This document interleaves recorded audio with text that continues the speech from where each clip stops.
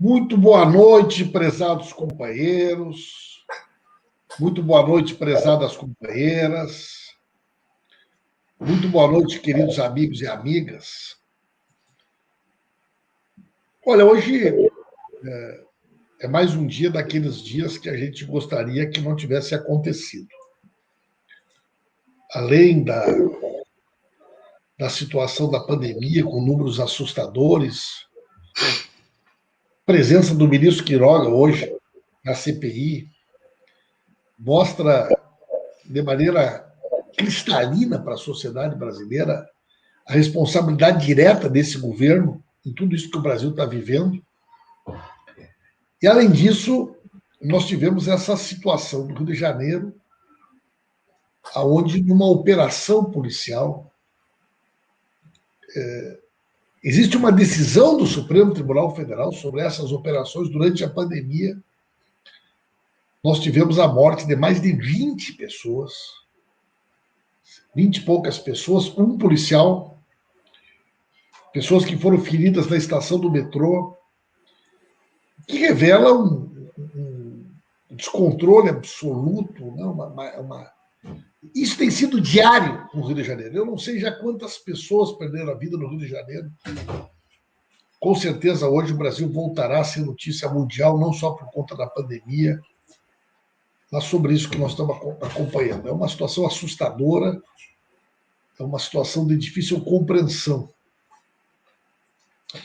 Vamos abrir esse bate-papo com o deputado Vadir Damus, está aqui o deputado Carlos Zaratini, do PT de São Paulo. O Vadir, né, foi presidente da OAB, uma pessoa que conhece, né, muito o Rio de Janeiro, foi presidente da Comissão da Verdade do Rio de Janeiro. Ninguém melhor do que o Vadir para abrir esse bate-papo conosco, nos situando um pouco sobre essa situação do Rio de Janeiro. Evidentemente que nós vamos também discorrer sobre todas as outras questões, né, da agenda do dia. Quem ainda não compartilhou, vamos compartilhar. Quem não curtiu, vai curtir. Quem ainda não nos informou, a cidade da onde acompanha a transmissão, nos diga a cidade. Sejam muito bem-vindos, sejam muito bem-vindas na Rede da Resistência.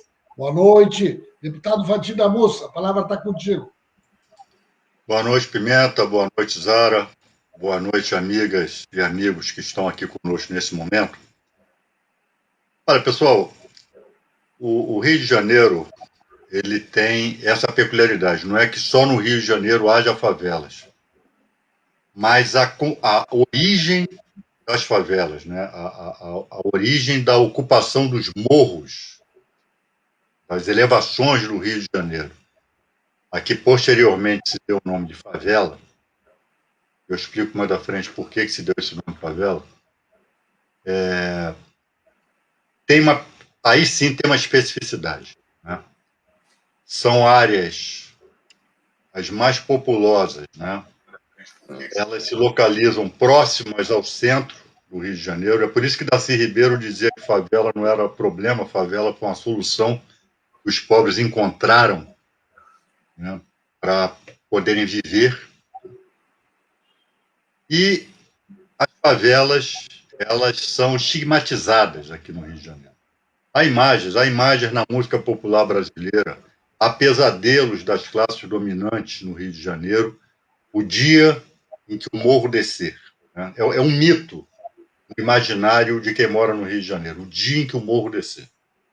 Para uns será considerado um momento revolucionário, para outros será considerado um momento de pesadelo, de ajuste de contas, né? Da pobreza, né? Com as injustiças, com a exclusão social, né?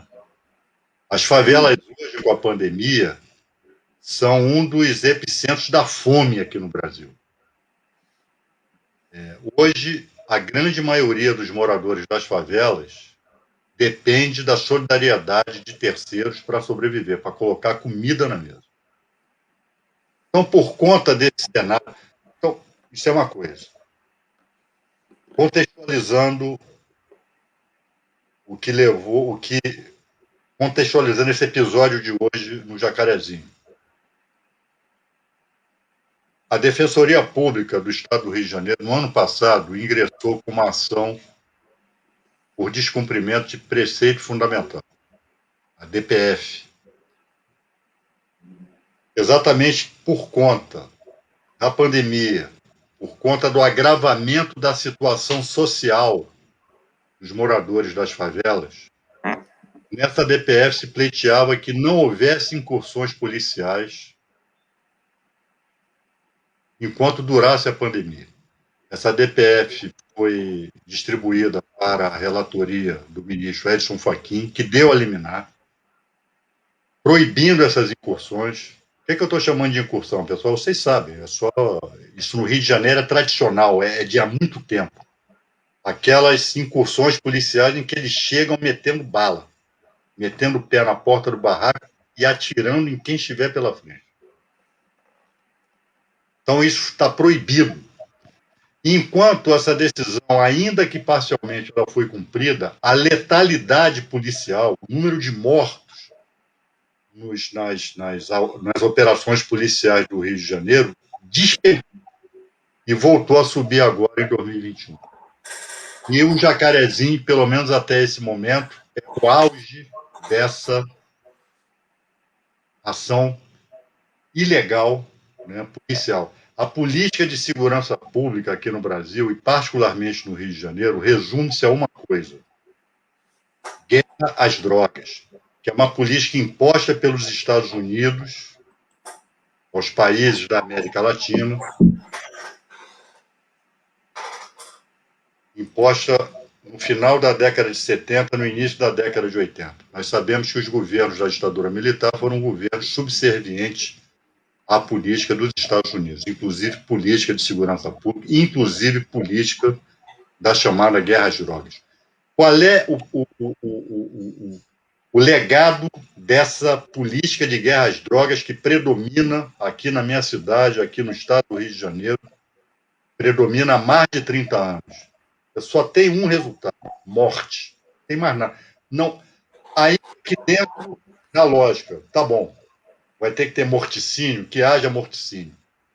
Mas os bandos armados acabaram, muito pelo contrário, só avançam ano a ano.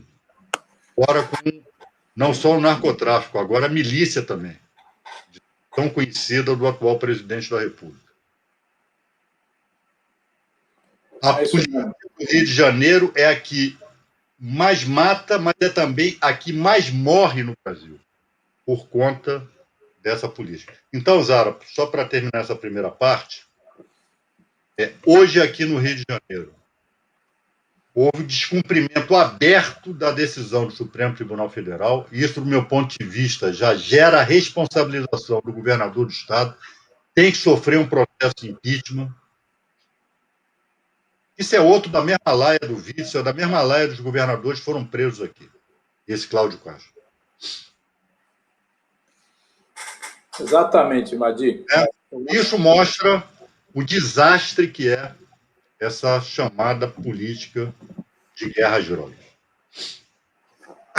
Exato. E é um fato que se repete com uma grande frequência. A todo momento a gente vê uma ação policial, principalmente no Rio de Janeiro, mas em outros lugares do Brasil também acontece aqui em São Paulo, né, onde a polícia age com uma violência, com o único objetivo de eliminar as pessoas, assassinar. Então, imagina uma operação policial, segundo o governador, orientada pela inteligência da Polícia Militar. Olha só o nome, né? Dizer que a inteligência organizou. E que, ao invés de prender as pessoas, de prender os criminosos, se é que todos são criminosos, mas se o objetivo era prender e não a pena de morte, porque eles instituíram a pena de morte. Então, o camarada que foi apontado como traficante, como um criminoso de qualquer tipo, ele recebe a pena de morte. Quer dizer, não houve, por parte da polícia, nenhuma ação com o objetivo de prender o criminoso para levar ele a julgamento. Ao contrário, era o objetivo de eliminar, né? E a gente vê que essa forma de atuar da polícia brasileira, particularmente a polícia do Rio de Janeiro, está se tornando uma coisa comum. como disse o Vadi, a origem disso é a guerra às drogas, né? A origem disso é essa guerra às drogas que elevou a mais de 700 mil presos no Brasil, porque hoje o camarada que tiver um baseadozinho no bolso pode ser preso como traficante, né? Nós temos 700 mil presos, a maioria jovens, a maioria pessoas pobres e pessoas negras, né? Essa é a composição social e de raça das nossas prisões brasileiras. E quando o cara vacila, vai para a morte mesmo, é assassinado. Então, esse é o tipo de coisa, esse é o tipo de segurança pública no Brasil. Não se preocupem absolutamente em fazer qualquer prevenção, não se preocupem em prender e fazer um processo. Ao contrário, o único objetivo é eliminar totalmente aqueles que eles suspeitam que sejam criminosos. E a gente está vendo aí esse resultado. Evidentemente, isso tem uma reação do povo, né? O Vadi falou, o morro vai descer. Eu não sei se o morro vai descer, mas vou dizer a vocês, as pessoas estão de saco cheio dessa forma de atuar das polícias que agem a mando de uma elite que hoje governa esse país, né, que é tão bem representada aí pelo Bolsonaro, né, cuja agressividade, a forma truculenta de agir acontece não só nas relações, na segurança pública, na social, né, e também na política, né? E depois vamos comentar aqui a última fala do Bolsonaro, né, que hoje veio com mais uma ameaça. Agora ele diz que se não tiver o voto impresso, não tem eleição. Não é isso, Rogério? Zaratini, um abraço, viu? Um abraço aí, Vadi, deputado Paulo Pimenta. Que tristeza hoje, hein, Vadi? Solidariedade a você aí, todo o povo do Rio de Janeiro. Zaratini, Vadi, Pimenta. Eu fui relator da CPI do narcotráfico em Minas Gerais no ano de 2000, como deputado estadual. Isso que você falou, Zaratini, nós já tínhamos constatado há muito tempo. Aliás, foram várias comissões parlamentares de inquérito na época. E a questão do narcotráfico e a polícia, elas sempre estiveram enraigadas, um e outro. Depois isso evoluiu, no caso do Rio de Janeiro, muito para milícias, mas continua dessa forma.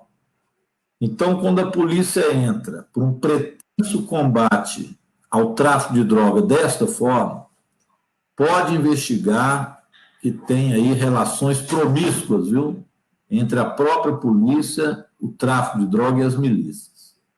É muito triste uma operação como essa. Eu estou vendo agora um tweet do presidente Lula aqui, onde ele diz: é grave uma operação policial terminar na morte de 25 pessoas. Isso não é segurança pública. É a ausência do Estado oferecendo educação e emprego à causa de boa parte da violência. Os brasileiros estão morrendo sem vacina, de fome e pela violência. Vidas brasileiras importam. O presidente Lula foi na raiz do problema, é o que está acontecendo. Vadi, eu lembro como se fosse hoje várias das incursões que nós fizemos naquela época da CPI do narcotráfico. Isso que nós estamos vendo agora no Rio sempre se repetiu, isso só vai ampliando. Então, esse combate às drogas, do jeito que é feito, Zaratini, não é para combater, de fato, os traficantes e o tráfico de drogas. Isso é disputa de banditismo nos morros. Infelizmente, é algo que já vem de antigamente, que vem se evoluindo, né? Então, a gente fica muito triste com essa chacina. É chacina junto com falta de vacina, com genocídio.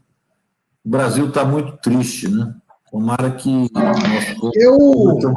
Rogério, eu não sou um profundo conhecedor dessa realidade da disputa por territórios hoje no Rio de Janeiro, né? Mas a gente sabe, né, quer dizer, que hoje há uma disputa por controle de territórios no Rio de Janeiro, onde, em larga medida, né? É uma disputa da milícia tentando ampliar sua rede a milícia, né? A milícia funciona muito por controle de território, porque controla a venda de gás, net, segurança. E, segundo consta, hoje a milícia, inclusive, em muitos casos, terceiriza para os traficantes poderem atuar nas suas regiões. Eu estava olhando aqui agora, olha só, nos últimos dias, só nos últimos dias, né, nós tivemos dias, né, uma quantidade de operações com mortes em regiões que tem uma característica muito parecida com uma luta por controle de território no Rio de Janeiro. Né? É evidente que essa investigação terá que ser feita, né, de maneira muito, muito elaborada, muito criteriosa. Mas, sinceramente, pela característica da operação, eu acho que os indícios são muito grandes. A característica da operação é uma característica de ação de milícia, né? Impressão que me dá. E outra coisa, aí você vai dizer, não, mas foi um tiroteio, foi um combate. Gente, é verdade, lamentavelmente, teve a morte de um policial, né? Agora, vejam bem, morreram 25 pessoas. Os moradores falam em mais mortos. E além de uma quantidade grande de pessoas feridas, inclusive no ponto do metrô. Quer dizer, ninguém entra numa operação como essa sem um objetivo específico que estava enraizado. Agora, há um grupo forte de pessoas que acha que isso tem a ver com a pauta política do país. Né? Quer dizer, de uma hora para outra, a pauta principal hoje do Jornal Nacional não vai ser a ida do Queiroga. A pauta nacional do país hoje é o que aconteceu no Rio de Janeiro. Então, eu quero ouvir você sobre essas duas questões. Né? Adir.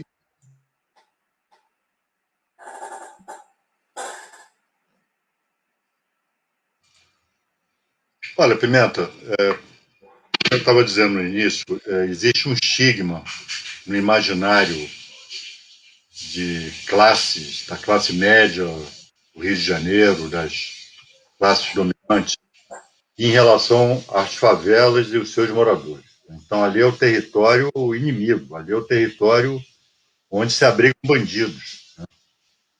Então, qualquer ação policial, ela já está pré-justificada. Ela já está pré-justificada. Está se combatendo o crime. Né? E não se constrói, não se consegue construir no imaginário dessas pessoas que ali moram trabalhadores, trabalhadoras, crianças, famílias, né? Não, e que são vítimas também da opressão do narcotráfico e da milícia, com os quais a polícia se associa. Com os quais a polícia se associa. O que, ao longo do tempo, o que acontece aqui no Rio de Janeiro tem raízes, né? Lá atrás. Quem são os primeiros habitantes das favelas do Rio de Janeiro? Soldados da Guerra de Canudos que não receberam seu soldo depois da matança que promoveram lá no Arraial de Canudos. Os escravos libertos. Né? Só no final do século XIX, a decadência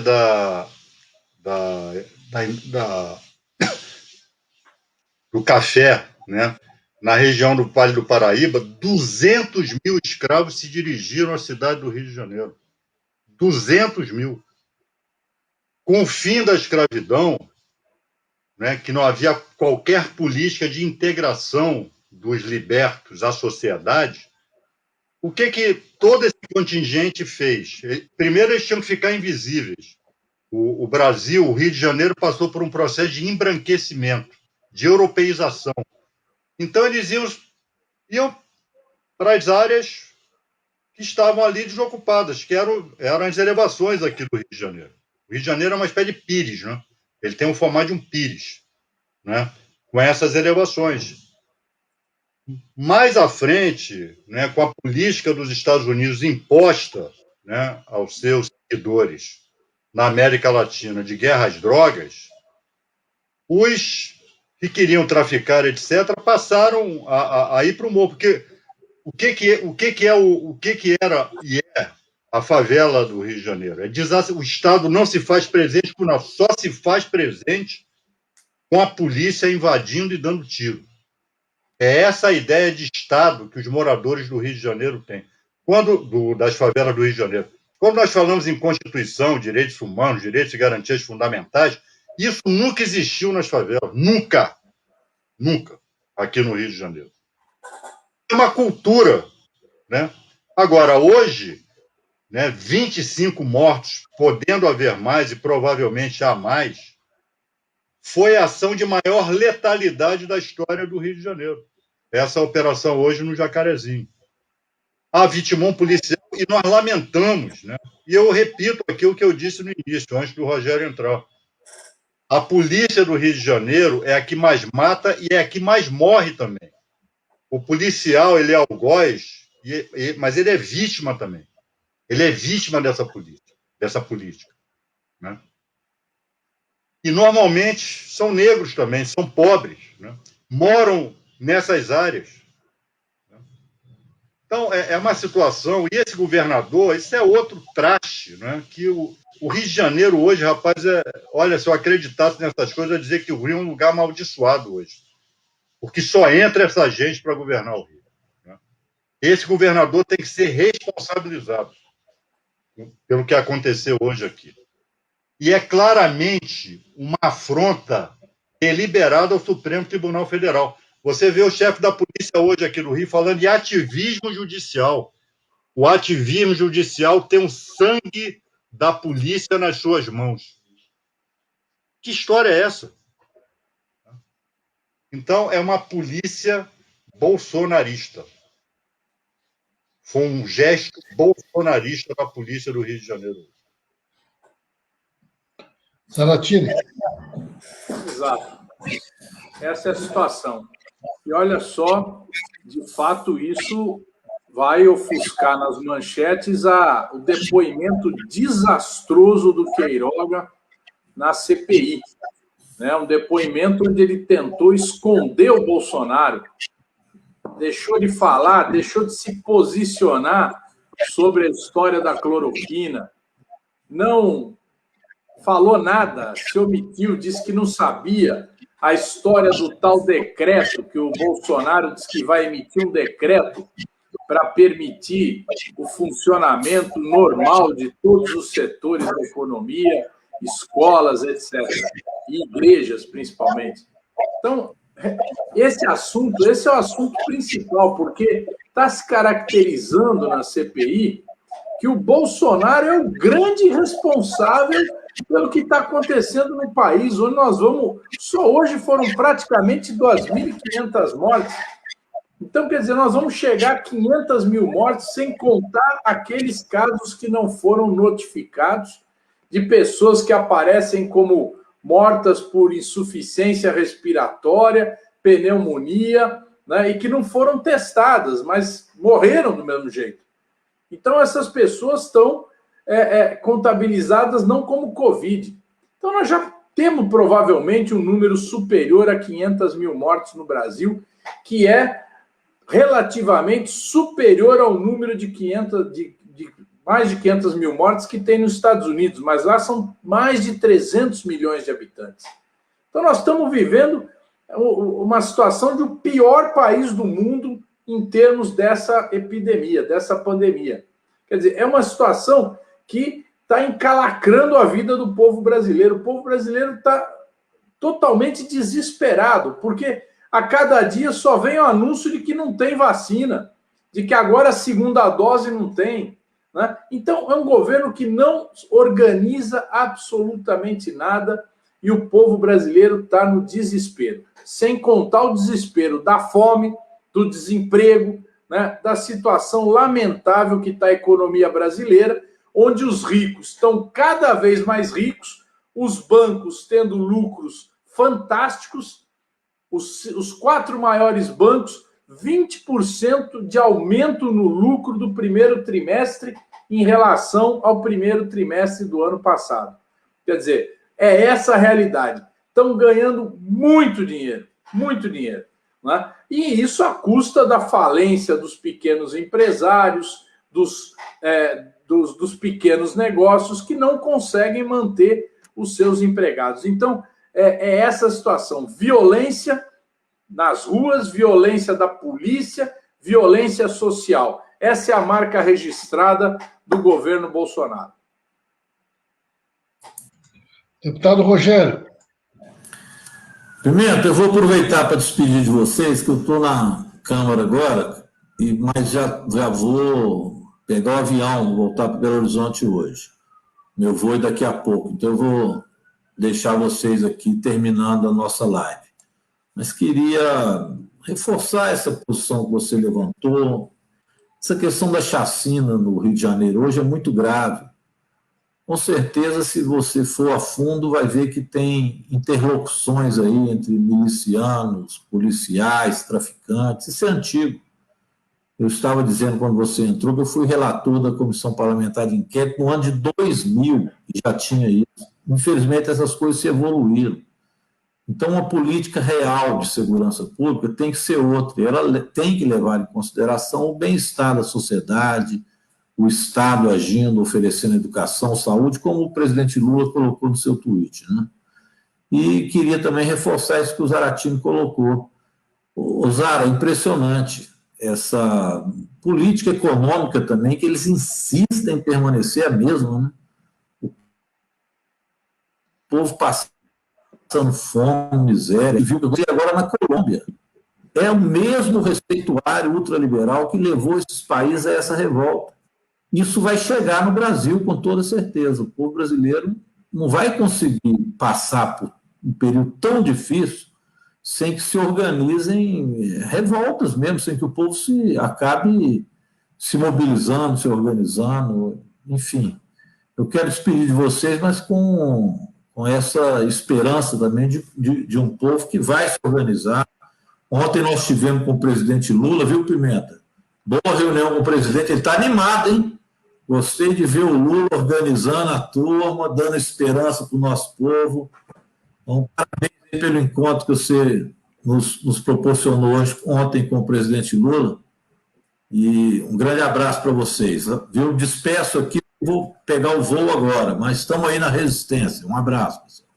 Um abraço, Rogério. Agora, gente, olha, eu quero dizer uma coisa para vocês. Eu confesso para vocês que, quando iniciou a CPI, eu tinha a sensação, Zaratini, Vadir, que a CPI ela poderia chegar em algumas questões pontuais. Questão do oxigênio na Venezuela, no Amazonas. Até porque foi a Venezuela que mandou oxigênio lá para o Amazonas. Eu achei que poderia ter alguma questão envolvendo a tentativa da compra das vacinas da Pfizer. Eu achava que podia aparecer alguma coisa mais forte sobre a questão das comunidades indígenas. Mas em 2 dias de depoimento, o depoimento, né, do Mandetta, o depoimento do Taish, que foi um cara que ficou 15 dias no ministério, mas mesmo assim, o depoimento dele trouxe informações muito relevantes. E mais o depoimento do Quiroga hoje, eu acho que só essa semana, olha que não veio Pazuello, todo mundo sabe o desespero que está o Pazuello. Agora vão chamar o Araújo, vão chamar o Weingart. A sensação que se cria no país é que, de fato, foi uma operação pensada. E o Bolsonaro é o chefe dessa operação. E mais grave do que isso, gente, o relato dos ministros de que os filhos participavam das reuniões. que reforça a ideia de que havia uma espécie de comando paralelo de condução da política sanitária do país na questão da pandemia. Aquela declaração do Mandetta, de que ele presenciou quando o Bolsonaro disse para o Caiado, né? Vamos contaminar todo mundo, vamos contaminar todo mundo, né? Alguns relatos que já foram. Então vejam bem, gente, uma coisa é uma CPI concluir que teve um erro pontual aqui ou ali, teve uma. Agora, o que está pintando aí é outra coisa, gente. O que está pintando aí é uma responsabilização. Isso aí é mais ou menos como essas investigações que aconteceram no mundo já, em tribunais penais internacionais. Eu acho que a CPI ela pode caracterizar que houve uma ação deliberada de genocídio do povo brasileiro. Então, eu quero dizer para vocês que eu fiquei assim um pouco impactado com a gravidade das coisas que foram ditas pelos ministros. Né? Eu acho que nós podemos ter uma CPI que conclua, né, que milhares de mortes no Brasil ocorreram de forma deliberada. Deliberada. Isso significa responsabilização criminal.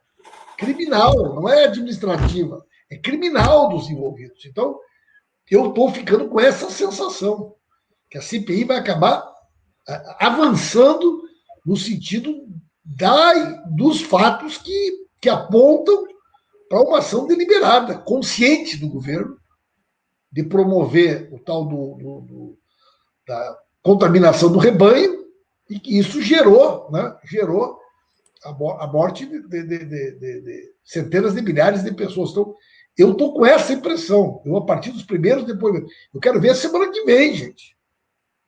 Pazuello, Weingart, Araújo. Olha, rapaz, é uma semana, não tem quebra de sigilo bancário, não tem quebra de sigilo de e-mail, não tem nada ainda, gente, não tem nada. Primeira semana, geralmente, é para encher linguiça. E olha já a situação que está criada. Exatamente. E olha, e o Carluxo pegou a senha do Twitter de novo, hein? Reassumiu o comando da comunicação do governo e tá dando a linha, pelo jeito, né? A linha do enfrentamento da violência. E ontem, viu, Vadir, eu vi uma cena, eu estava na Comissão de Relações Exteriores, estava lá o general Braga Neto, que é o atual ministro da Defesa. E aí, a deputada Perpétua Almeida, que é do PCdoB, fez uma fala onde, no meio da fala dela, uma pergunta, ela deu uma estocada no Pazuello.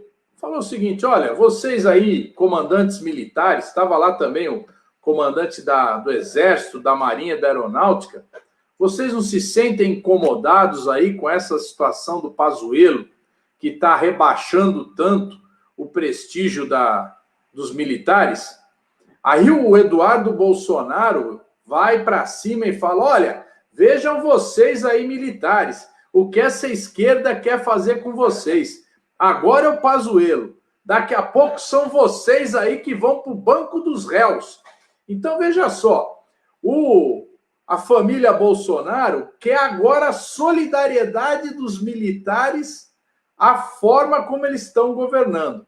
Eles querem trazer os militares para junto deles, para partir para cima, né, para tentar inviabilizar qualquer punição que possa ocorrer nessa CPI. Eu tô vendo que eles estão no desespero, não é isso, Vadir? Eu não sei o que você acha aí. Eu também acho, acho que vocês têm razão, Pimenta tem razão. Nesses 2 primeiros dias você já viu ali, já há um resumo do que foi a política de Bolsonaro para essa pandemia. Imunização do rebanho, apresentar a cloroquina como um remédio milagroso, né? Então não tinha essa história de vacina. Com a cloroquina você se livrava, né? Se livrava do mal, né? E vamos contaminar todo mundo para dar imunização de rebanho, né? Ou seja, todo mundo com anticorpos. E isso vai ficar claro. Isso a cada depoimento, a cada documento, a cada, né, Isso vai ficar claro. Agora, tem que chamar esse Carluxo aí para depor. Né? Ele foi citado como partícipe desse ministério paralelo, que é o modelo miliciano. Essa coisa paralela, do Estado paralelo, é o modelo miliciano de agir. Né? A milícia não é um mero bando de bandidos, de malfeitores que se organizou para cometer crimes.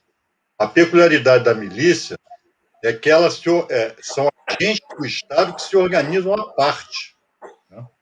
Fora das estruturas do Estado.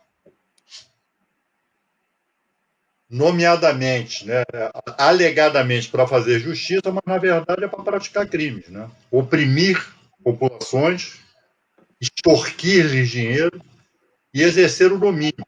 E no Rio de Janeiro, essa milicianização já atingiu os 3 poderes. Por isso que aqui no Rio é tudo diferente. Enfrentar uma eleição aqui no Rio de Janeiro é diferente do que enfrentar uma eleição em São Paulo ou no Rio Grande do Sul.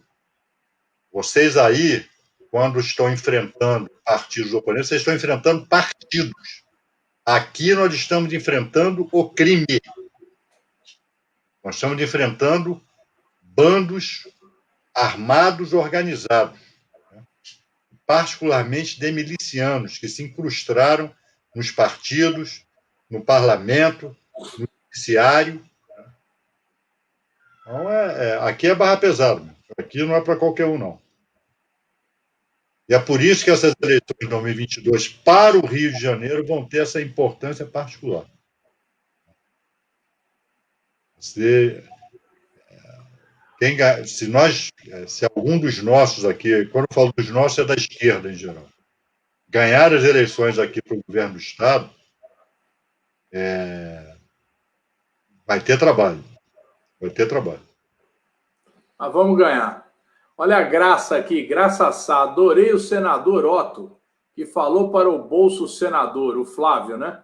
Que ele devia tomar a vacina antirrábica. Ele, sendo médico, sabia o que estava falando. Agora, gente, eu quero insistir na seguinte questão. Agora à noite, às quintas-feiras, o Bolsonaro tem aquele papo dele, né?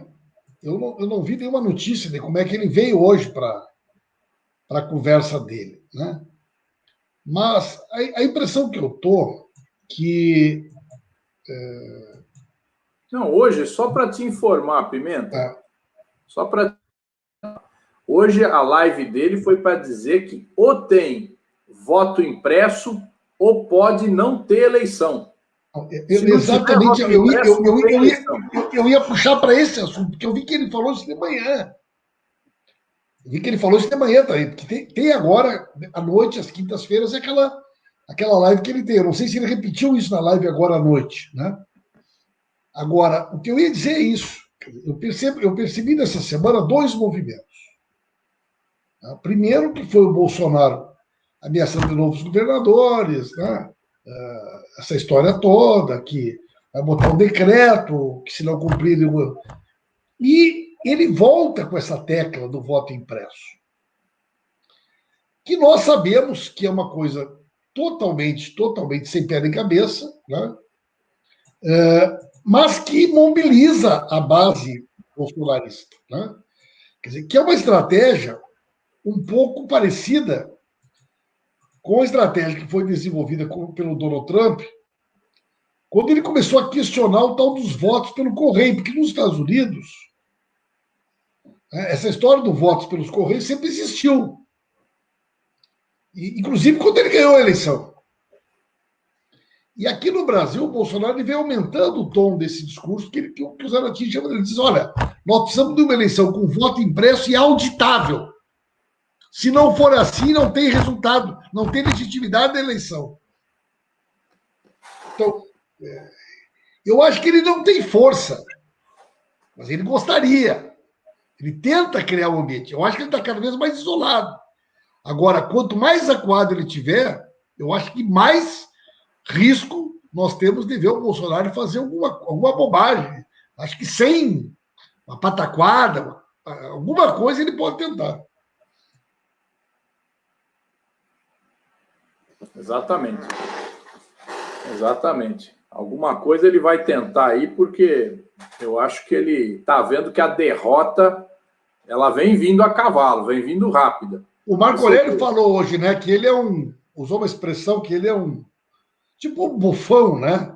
Quer dizer, tigre de papel. Tigre de papel. Tigre de papel. Agora, a situação dele também não tem muita... Veja bem, gente, se a CPI avança, como nós estamos achando que ela vai avançar, ela vai chegar nos filhos dele. É uma questão de dias. Porque aquela senhora que fez os requerimentos para os senadores, que usou uma senha do Palácio do Planalto, aquela senhora é a mulher do anjo. Ela é a mulher do ACF, que foi quem escondeu o Queiroz em casa. Então, vejam bem, eles estão trazendo o Queiroz para dentro da CPI. Porque aquela senhora vai ser convocada para depor. Aquela senhora vai ser quebrado o sigilo dela. Vocês acham que não tem e-mail sobre esse assunto dela com o anjo? Aliás, eu chego a suspeitar que talvez não tenha sido ela que fez os requerimentos. Pode ter sido ele, né? Ele, gente.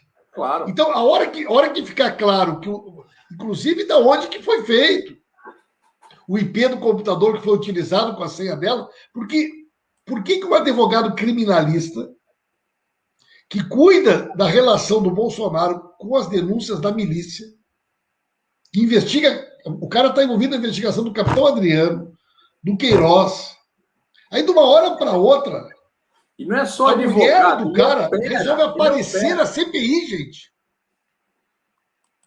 Como, Zara? Ele opera, ele esconde o criminoso, porra. Ele dá guarida pro cara que vai ser preso. Não é só advogado, é muito mais que advogado, né? Esse é realmente uma figura que faz parte do sistema deles aí, né? Eu acho isso. Se quebrar o sigilo dela, vai aparecer, inclusive com o IP da máquina. Eu sou capaz de apostar que é muito provável que não foi ela, porque, gente, por que razão uma senhora, funcionária do Palácio do Planalto, uma advogada, de uma hora para outra ela resolveu produzir requerimentos para os senadores apresentarem na CPI? Por que razão ela faria isso? Né? É isso, eu acho que eles estão nessa linha do desespero e vendo que o país não aguenta mais eles, né? Essa é a situação. Eles se baseiam aí de que nessa massa de caras radicalizados, tem uns aqui que participam, fica assistindo nossa live, dando audiência para nós, o que é bom, né? E polemizando, mas essa bando de cara fanático, que você viu, as manifestações do dia 1º de maio, foram pequenas, foram manifestações ridículas, juntando só caras completamente esclarecidos. Puseram até uma mulher lá de biquíni com a bunda verde e amarela, rapaz. Esses são os caras patriotas, hein? Agora tu percebe, Vadir, tu percebe que quando eles não têm argumento, porque olha só, os comentários que eles botam aqui, falem do Celso Daniel, falem não sei do que ela... Eles não dizem assim, não. Eles não respondem à questão objetiva, que é o seguinte: o que o advogado do Flávio Bolsonaro, o que o cara do Queiroz, o cara que escondeu o Queiroz, por que ele está envolvido agora na produção, na elaboração de requerimentos para os senadores dentro do Senado Federal, coisa que nunca existiu, nenhuma CPI até hoje. Tem prova de que os documentos, os requerimentos eram feitos dentro do Palácio do Planalto. Eu quero saber por que o anjo está envolvido na estratégia de defesa. Porque ele é um advogado criminalista, ele sabe os crimes que foram cometidos. Ele está preparando a estratégia de defesa da família, gente. Então não adianta vir aqui dizer, cadê o Celso Daniel? Eu quero saber o seguinte, por que esse cara está envolvido lá, gente? Por que os filhos do Bolsonaro estão até o pescoço envolvidos na CPI? É isso que as pessoas têm que saber, gente. Tem que responder. Mas se eles se enfrentarem o debate, Pimenta, aí quebra a lógica mental deles, não dá. Quebra a lógica mental. O padrão é esse, né? O padrão não é enfrentar o mundo real, não é enfrentar a realidade. O padrão é esse, manobra diversionista, né? Ir contra o assunto. Não. A imunidade de rebanho foi algo testado no país tal, que deu certo e poderia dar certo. Não tem isso. Né? Eles não enfrentam, eles não dizem nem sequer que você está mentindo. Eles não enfrentam essa questão. É como se eles não estivessem ouvindo. Esse é o processo mental, né? Dessa turma. Agora, como o Zaratim disse, né? Dá uma audiência aí para a gente, né? Que as deles devem ser chatas para diabo, né? As transmissões. Agora, vocês viram assim, eles botaram uma foto, gente, do ato no dia 1º de maio do Rio de Janeiro, que aparecia o Papa, gente. Aparecia o Papa móvel. Quer dizer, os caras, é um negócio tão descarado. Aí tu diz que é isso aqui, esses quiosques aqui não existem mais no Rio de Janeiro. Essa foto aqui está parecendo o Papa móvel. Aquele ali é o Papa. O Papa não estava na manifestação. E eles continuam insistindo que a foto é verdadeira, gente. Pô, mas os caras falam que a Terra é plana, meu. Vale qualquer coisa. Isso, entendeu? Porque se eles forem enfrentar o debate da verdade, quebra a lógica deles, né? A estrutura, se é que se pode chamar de estrutura mental, né? Eu acho que eu estou sendo um tanto benevolente aí com eles, né? Mas, enfim, a falta de melhor nome, eles não enfrentam. Agora, num ambiente como esse, não é de descartar que esse episódio do Rio de Janeiro, de alguma maneira, porque, gente, tu acha que um comandante corrupto, um cara envolvido com a milícia, um cara não pode desencadear uma operação como essa com o objetivo de tirar o foco do país para a questão da CPI? É evidente que é possível, gente. Nós não estamos lidando com um adversário político que respeita a Constituição, que respeita. Nós estamos lidando com bandidos, nós estamos lidando com milícia. Nós estamos lidando com. O Brasil nunca lidou. Nós temos crime organizado sentado no Palácio do Planalto. É isso que nós temos que entender. Pimenta, você se lembra, há poucos dias atrás, semanas, aquele camarada lá da Polícia Militar de Salvador, que ficou pirado, né? Não sei como é que foi aquele negócio, foi lá para frente do Farol da Barra com um fuzil, não era um revólver, não, né? Era um fuzil, né? E se pôs lá a dar uma de herói contra o governador Rui Costa. No Ceará, mais ou menos a mesma coisa. Isso tudo com apoio político da Bia Kicis, né? Que chamou ele de herói num Twitter. Então, veja só, eles vivem de fazer provocações e tentar criar os incêndios deles, né? Então, eles tentam, de toda forma, fazer esse tipo de coisa. Eu acho que essa ação de hoje pode ter sido uma ação do tipo, não, vamos radicalizar aqui numa ação de enfrentamento aí no morro, matar gente pra caramba, para tentar desencadear outras ações em outros lugares. A gente vai ter que ver amanhã, essa semana, se isso tem alguma repercussão maior, né? Agora, eu vou dizer a você, eu acho que a repercussão para o governo no povão vai ser muito negativa, porque o povo está vendo que esse governo, que esse tipo de polícia realmente é só para matar pobre, viu? Pobre e negro. Essa é a realidade. E isso sempre foi assim, entendeu, Zaratim? Sempre foi assim, sempre. Isso não é agora. Né? Só que agora está aparecendo com mais nitidez. Né? E mais, a gente não pode esquecer, há uma decisão do Supremo Tribunal Federal, não é uma liminar do Fachin, não.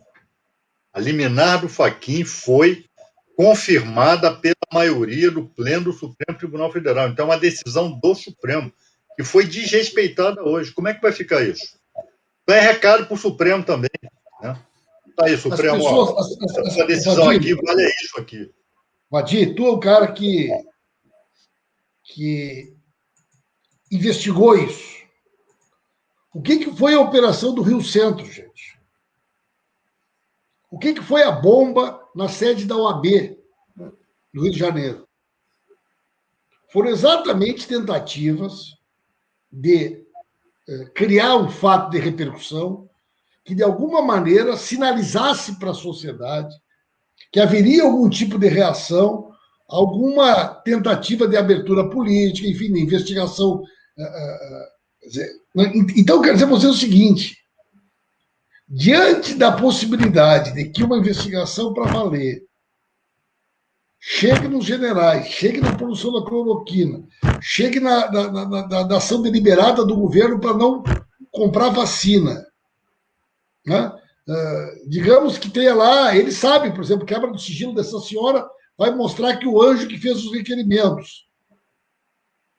Vocês acham que eles vão ir para o brete quietinho? Vocês acham que eles vão ir para o brete quietinho? Não vão, não. Você está vendo lá na Colômbia, né? O que é aquilo na Colômbia? Uma repressão brutal, né? E a repressão está gerando mais protesto. A Colômbia, que é um país que mais ou menos nunca... Bom, teve a guerrilha que durou décadas, mas assim, em termos de movimentos populares, movimentos de massa, nunca foi um país de grandes movimentos. Agora virou povo na rua e os caras atirando no povo. Que é o que está faltando aqui. Que é o que está faltando aqui. É o que está faltando aqui, pô. É o fator popular que está faltando aqui. Com o povo na rua, rapaz, qualquer golpe fica difícil. Qualquer golpe fica difícil. Então...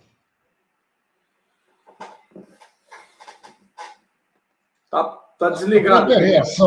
A própria reação deles, ela é uma demonstração, né? Eu vou insistir para vocês. Olha, rapaz, olha o ambiente. O Lula em Brasília, recebendo líderes políticos dos mais diferentes partidos. Manifestações de toda ordem no sentido de fortalecer a ideia de que o Lula possa ser candidato e que possa ganhar a eleição.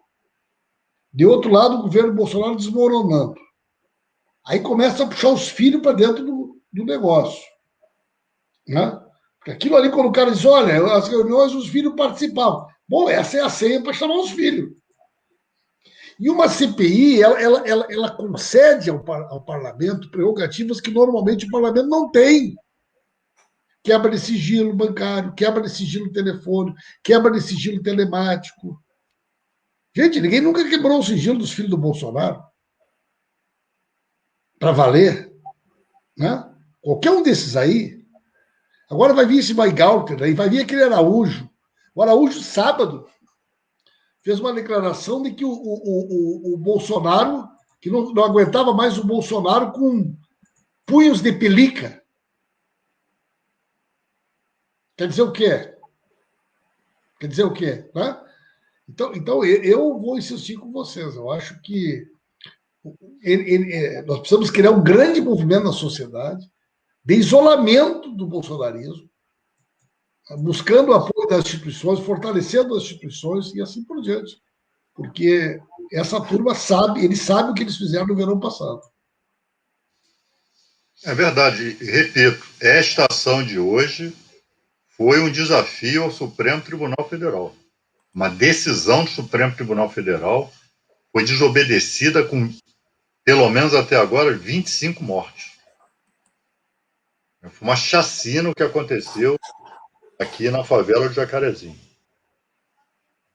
Foi um tapa na cara do Supremo. Reage, ó. Nem dos filhos do Lula quebraram o sigilo. Você vê que quando a gente fala, o que é uma grande bobagem, todos os filhos do Lula tiveram sigilos quebrados. Porra. O Lula teve sigilo quebrado, a dona Marisa teve sigilo quebrado. Então, João Ribeiro, não é verdade. Agora, dizer isso que tu está dizendo não vai salvar o Bolsonaro nem os filhos. Não vai salvar o Bolsonaro nem os filhos, gente. Né? Os filhos do Lula não frequentavam o Palácio do Planalto, não participavam de reuniões. não mandava o Twitter xingando embaixador, xingando a China, né? Os filhos do Lula não participavam da política, não. Aliás, hoje quem foi de novo atacar a China foi o próprio Bolsonaro, né? Não, O próprio Bolsonaro foi de novo colocar que a China criou o vírus no Mas a impressão que eu laboratório. dou é que ele quer criar um motivo para a China não mandar os insumos, para justificar que não tem vacina por culpa da China, gente. Ele quer criar um motivo para não ter vacina. Só que não pode ser de responsabilidade do governo. Ele vai dizer, olha, nós não temos vacina porque os chineses estão se negando a vender vacina para nós. Ele precisa do inimigo externo. Ele precisa de uma justificativa para a incompetência dele. Mas é uma aposta arriscadíssima, meu amigo. É uma aposta. Você vê a morte do Paulo Gustavo, a comoção. Se já havia esse sentimento de ódio a Bolsonaro, se multiplicou depois da morte do Paulo Gustavo. Então, essa aposta dele é uma aposta muito arriscada. Né? Porque, primeiro, está fazendo prova contra ele. Está fazendo prova contra ele. É mais uma prova que ele produz contra si próprio. Né? Se ele xinga, se ele ataca, hostiliza o nosso maior provedor de insumos, né, e de vacinas, confirma a tese de que é genocídio, confirma a tese de que é imunidade de rebanho, confirma a tese de que ele quer matar, ele quer que todo mundo se contamine. Né? Então, Agora, é um insano, né? Ele paga para ver. Ele está pagando para ver. Quando você pensa que ele vai recuar, ele aparentemente recua e depois volta com tudo. Eu acho... Até agora não houve uma reação à altura. Até hoje não houve uma reação à altura contra Bolsonaro. É isso mesmo. Mas o Alexandre de Moraes, por exemplo, o Alexandre de Moraes agora pediu a questão do TSE sobre o impulsionamento de dinheiro dos partidos usando recurso do fundo partidário. Né? Então, ali, por exemplo, o Roberto Jefferson, há um forte indício de que o PTB usou dinheiro do fundo partidário para botar dinheiro naquelas empresas, né, que estão sendo investigadas pelo impulsionamento em massa dos atos antidemocráticos. Agora, só um parênteses, para ver como é um negócio desse cara. Agora descobriram que tem um cara que trabalha no Palácio do Planalto, que tem uma empresa que aluga carros de luxo. Tu viu essa, Belatini? É demais. O Bibo Nunes, aqui lá no Rio Grande do Sul, tem uma BMW alugada de um cara que trabalha no Palácio do Planalto, a Bia Kicis, vários desses aí. Tem carrões alugados desse funcionário do Palácio do Planalto, com valores exorbitantes, pagos com a cota da Câmara. E só carrão. Que era para usar o carro dele. Carrinho não, tem que ser carro de primeira linha. Sim, isso já está sendo investigado. Sim, a empresa que... E o cara, esse Bibo Nunes disse, eu só ando de BMW e Porsche. Se eu tiver que alugar algum carro, é BMW mesmo. É isso que eu vou alugar. E o cara que aluga os carros é funcionário do Palácio do Planalto. Então, eu estou dizendo, é um misto de impunidade com provocação, né? E isso cria um ambiente de instabilidade muito grande. Agora, olha como o negócio é a provocação. Eles botaram o Onyx Lorenzoni para coordenar a ação do governo na CPI. E o Onyx hoje foi na casa do Pazuello. Mas o Pazuello não podia ir depor porque está com suspeita de Covid. Tem um papo aí que ele já tem habeas corpus para não ir na CPI para, se for lá, ficar calado. Tremendo de medo. Já tem. E eu vi um outro papo que ele foi incentivado a ir fardado. Para ele ir fardado, que é aquela questão que tu falou, Zaratini, de buscar a solidariedade das Forças Armadas, que ele está disposto a ir fardado, para depor fardado. Exato. Para criar identidade, né? Com os militares. Essa é a jogada. Mas é isso. Se os chefes militares concordarem com isso... Vão se afundando, né? Vão se afundando. É isso, gurizada. É isso aí. É isso. Vamos lá. Um abraço. Amanhã tem mais. Vocês. Boa noite, pessoal, que nos assistiu.